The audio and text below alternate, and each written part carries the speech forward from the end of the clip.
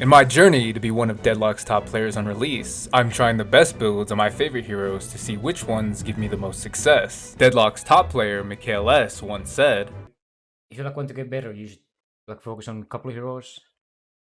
Because you get better by just playing more.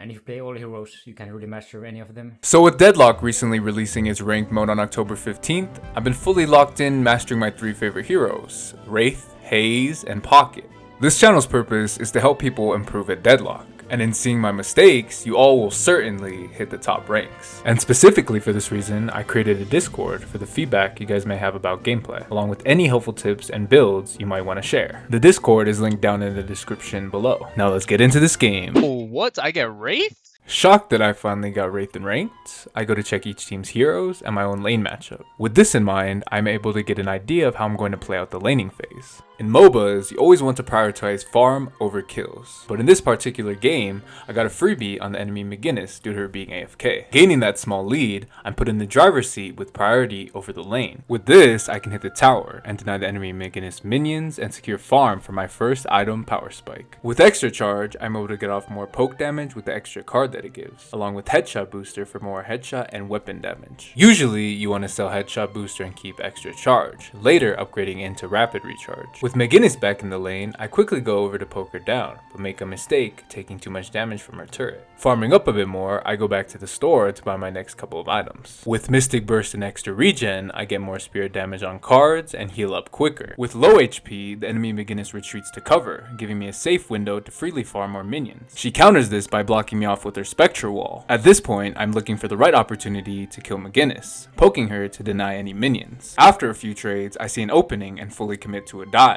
Using my Project Mind ability, I gap close, ulting McGinnis and quickly bursting her down. Dashing out of tower range by my minions, I clear the enemy minion wave and get some damage onto the enemy tower before McGinnis comes speed boosting back. With 1.6k souls in the bank, I go to buy Swift Striker for its increased ammo and fire rate. Soon after this purchase, I get into another duel with the McGinnis. Getting caught off guard by her damage, I quickly teleport away, but she's able to finish me off. In Deadlock, it's best to keep deaths to a minimum, but if you do die, it's best to trade for an objective. So here, this was a bad death by me. Speeding back to lane, the enemy McGinnis got way too greedy and overstayed.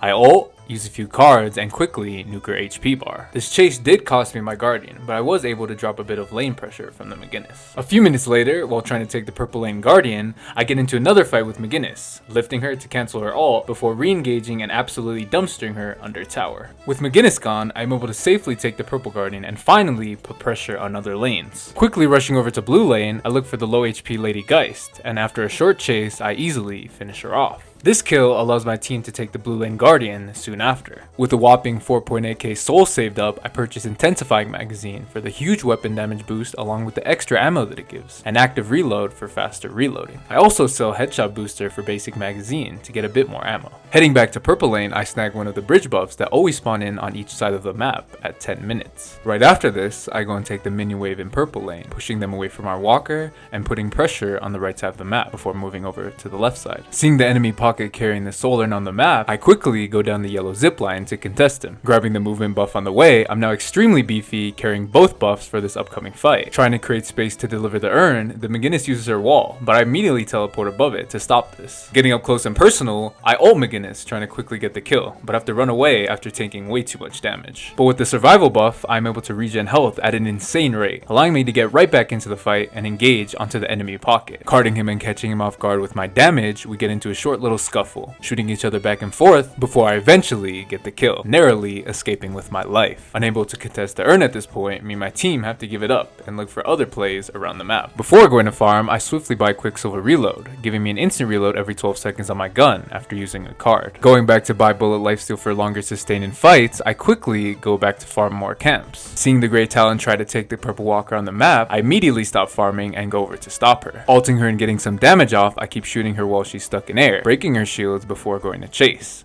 And in anime battle fashion, I'm able to come out victorious. Finishing the camp from earlier, I then go to purchase bullet armor to account for the enemy team's wealthiest player, Haze, who relies mainly on bullet damage. As well as this, I purchase spirit armor to negate damage from the rest of the enemy team. Swiftly clearing green lane, I then farm a tier 3 jungle camp before looking for another team fight. Dropping it on yellow lane, I join my team and engage by ulting the enemy McGinnis. With her walling off her teammate, we easily pick off Pocket, with Lady Geist going down shortly after. With Haze coming to clean up, I do end up dying here. Luckily, this ends up being my last death of the match. On spawn, I quickly speed boost down the purple zipline to put pressure on the enemy walker. Finding an unsuspecting Pocket on the way, I quickly ambush him. With a bit of a goose chase, I'm able to snag the kill, giving me more space to push. Soaking up more pressure by drawing in Furnace, I give my teammates better opportunities to make plays around the map. Not wanting to overstay, I hit the lottery before going back with around 4,000 souls to buy improved bullet armor for a 25% increase in bullet resist from the normal bullet armor, and bullet resist shredder to reduce enemies' bullet protection when hit by my cards. With these upgrades, I head back to purple lane to push. Suddenly getting attacked by the enemy's strongest player Haze, I speedily ult her, getting slept at the same time,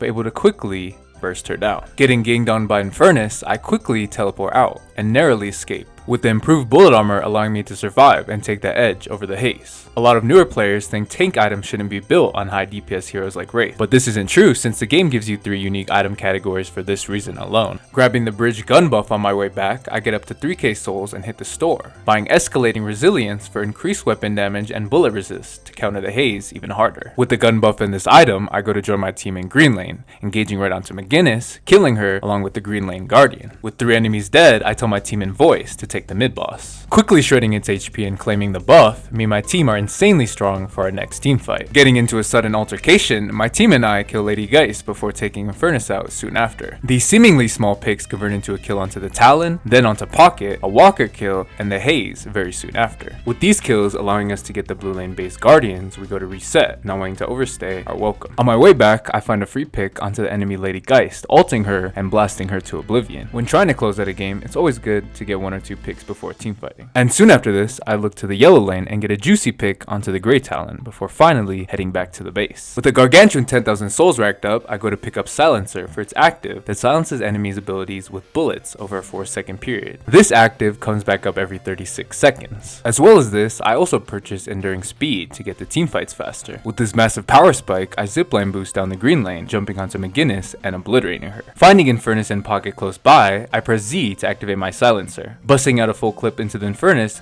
my team and I get into a drawn out fight with the Pocket. Finally able to take him out, with 3 enemies dead, my team and I are able to pressure lanes and force a game closing fight. Drawing aggro on the enemy Haze, I bait her into me, activating Silencer again, negating her ult, and instantly killing her soon after. With this key pick, me and my team are able to take the enemy's last remaining shrine, before blasting down their patron to its second phase. Rushing in to secure the victory, I teleport onto the Furnace and McGinnis, ulting them both in the air and shredding Furnace to death. With most of the enemies coming up, my team and I rush to destroy the patron. With Kelvin's clutch ult, we're able to take the sweet victory over the enemy team.